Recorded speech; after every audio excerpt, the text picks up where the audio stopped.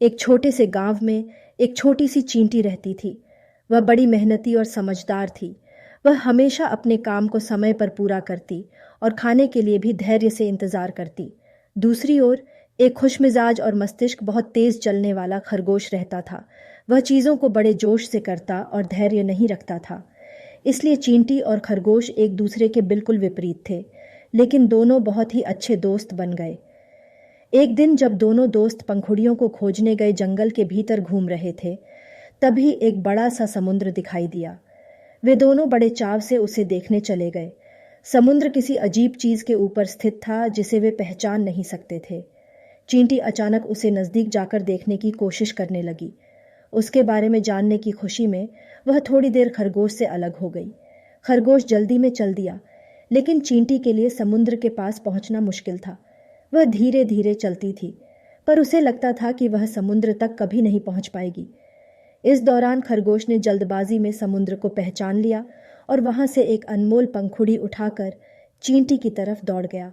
जब खरगोश वह पंखुड़ी लेकर वापस आया तो चींटी बहुत खुश हुई। उसके मन में खुशी और घमंड एक साथ होने लगा। उसने खरगोश को धन्यवाद किया और कहा, धन्यवाद खरगोश, तुम्हारी वजह से मैंने एक बड़ी सी पंखुड़ी पा ली। खरगोश ने प्यार भरे अंदाज में कहा, चींटी, मैंने खुद वह पंखुड़ी नहीं पाई, वह तो समुद्र की वजह से मेरे पास आई है। वहां पर जाकर और पंखुड़ियों को ढूंढने में भी मुझे बहुत मेहनत करनी पड़ी।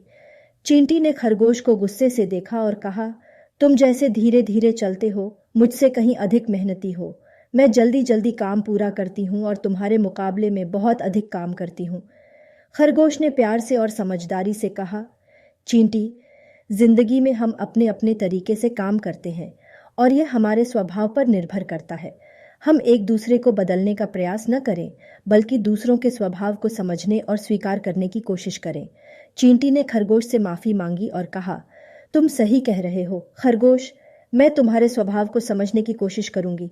हम दोनों की दोस्ती को किसी भी बाधा का सामना करना होगा और हम एक दूसरे की मदद करेंगे। इस घटना के बाद चींटी और खरगोश की दोस्ती और मजबूत हो गई। वे साथ में काम करते और खेलते थे और अपने स्वभाव को समझते और स्वीकार करते थे। इस कहानी से बच्चों को यह सीख मिलती है कि हमें दूसरों के स्वभाव को समझना और स्वीकार करना चाहिए। हम अलग अलग हो सकते हैं, पर हमारे अलग अलग गुण ही हमें एक दूसरे के साथ संगठित रहने में मदद करते हैं।